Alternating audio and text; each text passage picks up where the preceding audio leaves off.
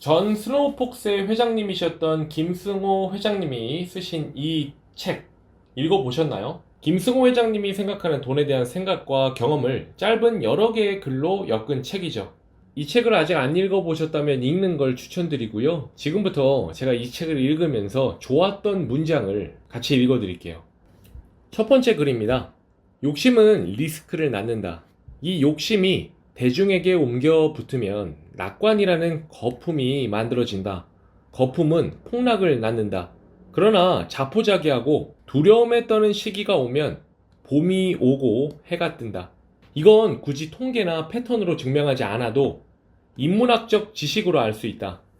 모든 욕심의 끝은 몰락을 품고 있다. 그리고 모든 절망은 희망을 품고 있음을 기억해야 한다. 그래서 저는 사람들이 관심을 갖고 있지 않은 투자처에 투자를 합니다. 두 번째 글입니다. 빨리 부자가 되려는 마음은 누군가와 나를 비교하고 있거나 주변의 나를 과시하고 싶어서 하는 마음이 그 본질이다. 부는 차근차근 집을 짓는 것처럼 쌓아나가야 한다. 돈을 버는 기술과 돈을 모으는 능력, 돈을 유지하는 능력, 돈을 쓰는 능력을 골고루 배우려면 나이 50도 버거운 것이 사실이다. 이 네 가지 능력은 잘 차려진 밥상의 네 다리에 해당한다. 이 중에 하나라도 길이가 짧거나 없으면 음식이 많이 차려지는 그 어느 때 와장창 무너지기 마련일 테니까 말이다. 로또 당첨자분들을 보면 그래도 높은 퍼센트로 실패할 확률이 높다고 합니다. 이게 결국에 뭐냐면 돈을 버는 능력이랑 돈을 모으는 능력, 그리고 돈을 유지하는 능력, 돈을 쓰는 능력이 4개가 일관적으로 다 쌓여 있어야 이 상에 돈이 계속 쌓였을 때 이 상이 버틸 수 있다는 거예요. 꼭 이 4가지를 다 신경 쓰면서 키우셨으면 좋겠어요. 세 번째 글입니다. 사람들이 아직 보지 못한 것을 찾을 수 있어야 한다. 이를 바탕으로 시장이 다른 곳을 갈 때 반대로 갈 용기를 가진 사람만이 시장보다 성공할 수 있다. 어찌 보면 1번 글이랑도 이어지는 글입니다. 사람들이 모이는 곳에는 거품이 만들어지기 마련이고요. 사람들이 다 빠져나가는 때는 진짜 가치만 남습니다. 우리는 이런 걸 다 모아야 되죠. 그리고 기다리는 겁니다. 사람들이 모일 때까지. 네 번째 글입니다. 남이 보기엔 운이지만 본인 입장에서는 많은 공부와 관찰의 결과다. 운이 좋은 사람이라고 손가락질할 필요는 없습니다. 그 사람이 뒤에서 어떻게 생활하는지 모르잖아요. 그 사람이 그 투자를 위해서 얼마나 많은 공부를 하고 얼마나 많은 준비를 했는지 모르는 일입니다. 그럼 본인만이 알겠죠. 다섯 번째 글입니다. 예측에 따라 투자하는 것보다 위험한 것은 없다. 예측이 틀리는 순간 모든 것이 사라지기 때문이다. 그래서 투자는 예측이 아니라 언제나 대응인 것이다. 우리가 아마 여러 기사들을 보면서 이렇게 예측하고 우리는 차트를 보면서 이렇게 예측하죠. 이거 위험하다는 것입니다. 투자는 벌어지는 상황을 보고 대응하면 됩니다. 여섯 번째 글입니다. 나는 자산을 모을 때는 집중 투자를 하고 자산이 자산을 만들어낼 때는 분산 투자를 시킨다. 모을 때는 집중 투자, 자산이 자산을 만들 때는 분산 투자.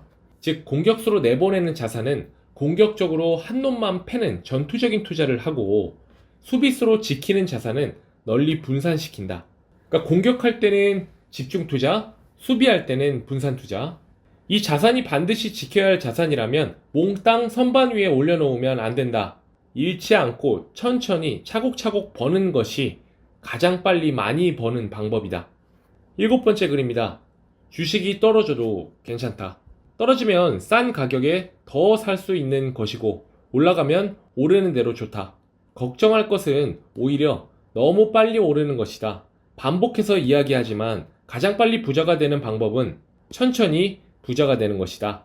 결과적으로 빨리 부자가 되려고 마음먹은 사람은 주변의 다른 사람만 부자가 되게 도울 뿐이다. 이렇게 5년, 10년 꾸준히 주식을 모으다 보면 점차 여러분도 사업가가 되어갈 것이다. 여덟 번째 글입니다. 가장 빨리 부자가 되는 방법은 빨리 부자가 되려는 마음을 버리는 것이다. 오히려 조급한 마음이 생기면 실수를 하게 되죠. 투자를 하기 위해선 끊임없이 숙고하고 대응해야 됩니다. 공부하고. 아홉 번째입니다. 부는 물건이라도 존중하는 사람에게 붙는다. 재물의 형태는 결국 물건이기 때문이다. 열 번째입니다.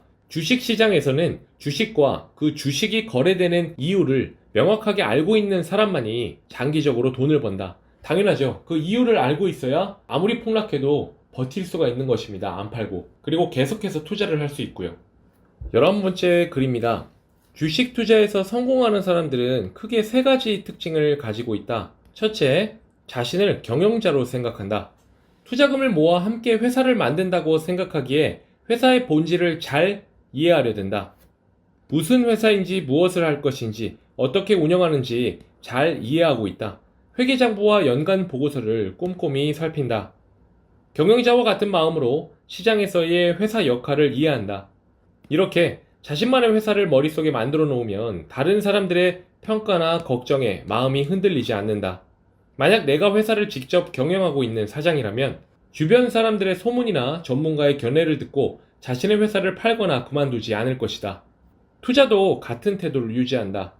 들어갈 때도 자신만의 판단을 믿고 들어가고 떠날 때도 자신의 판단을 따라 떠날 것이니 가격 변동에 따라 쓸데없이 들락거리지도 않는다. 과일이 익으려면 시간이 지나야 한다는 것을 알기 때문이다. 둘째입니다. 보유하고 있는 돈이 품질이 좋은 돈이다. 성공하는 사람들의 자금은 돌같이 단단하고 무겁다. 이 돈은 당장 어디로 갈 생각도 없고 오랫동안 그 자리를 차지하고 있어도 편안하다. 오히려 배당이라는 식사만 제공하면 평생 자리 잡고 살 생각도 하는 돈만 모여있다. 고금리로 대출을 하거나 그런 돈이 아니라는 거예요. 급하게 갚아야 하거나 그런 돈이 아니라. 당연히 결속력이 강하고 텃세나 위협에 굴복하지 않는다. 그 돈은 앉은 자리에서 주인 행세를 하기도 한다. 이익이 생길 때까지는 언제든 느긋하게 기다릴 줄 안다. 셋째, 싸게 살 때까지 기다린다.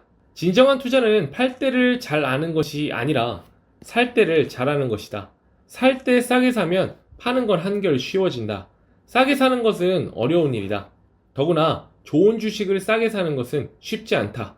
12번째 글입니다. 크게 성공할 회사를 아직 크지 않았을 때부터 골라서 오래 기다리는 인내와 폭락장에서 한꺼번에 가격이 내려간 주식을 공포 속에서 사모으는 용기를 가져야 한다.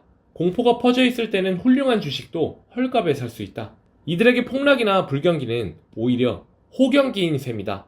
이런 투자자들은 평생 주식시장에서 그 과실을 얻는다.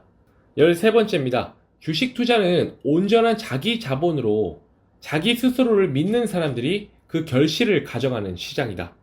14번째 글입니다. 나는 정보를 모으고 구분하고 이해하는데 많은 시간을 보낸다.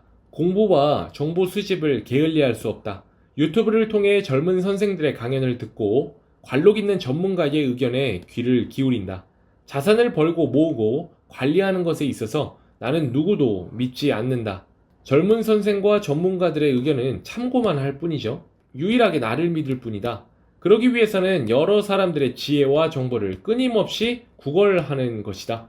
15번째 글입니다. 투자는 지식과 지혜가 합쳐져야 성공한다. 지혜가 없는 지식은 오만해지고 지식이 없는 지혜는 허공만 안게 된다. 지식은 어떤 대상이나 상황에 대한 명확한 인식이나 이해를 말하고 지혜는 어떤 현상이나 사물에 대한 이치를 깨닫는 일이다. 어떤 분야든 대가가 된 사람들은 모두 지혜와 지식 수준이 남다르다. 그가 음악가든 운동선수든 예술가든 그들의 생각을 들어보면 모두 어떤 경지에 이른 자신만의 철학이 있다. 29번째 글입니다. 몇 가지 글은 넘어갔어요. 좋은 돈을 모으려면 삶에 대한 확고한 철학이 있어야 한다. 돈의 주인이 좋은 돈만을 모으겠다고 마음먹으면 저절로 돈이 붙게 되어 있다. 31번째 글입니다. 부자는 기도나 성실함으로 이루어지는 것이 아니라 노력과 지혜, 기회와 운이 합쳐져서 이루어진다. 기회와 운은 신을 믿는 사람에게만 가는 것이 아니고 누구에게나 불특정하게 다가간다. 그것이 기회인지 아닌지 알아내는 노력과 지혜가 필요할 뿐이다. 32번째 글입니다. 부자들은 재산을 모을 때 농부처럼 행동한다. 깊게 땅을 파고 비를 기다리고 가뭄을 이겨내며 오래 견딘다. 그러나 돈을 벌어 자산이 생기면 어부처럼 돌아다닌다. 이곳저곳 출몰하는 물고기 떼를 따라 배를 돌리고 바람과 수온을 따라 어디든 그물망을 내린다. 작년에 이곳에서 줄곧 재미를 봤어도 해가 바뀌면 직간을 따라 그물의 위치를 변경한다. 정말 좋았던 글입니다. 마지막입니다. 더 시간이 지나서 보니 내 인생을 바꿀 기회는 매일 오고 있었다. 나는 지금도 내 인생을 바꿔나가고 있다. 하고 싶은 것이나 이루고 싶은 것은 무엇이든 가능하다고 생각한다. 다만 나이가 들어 경험이 쌓이면서 하고 싶은 것을 다 해야만 행복한 것이 아니라는 것을 알게 되었기에 다 하지 않는 것뿐이다. 이상입니다.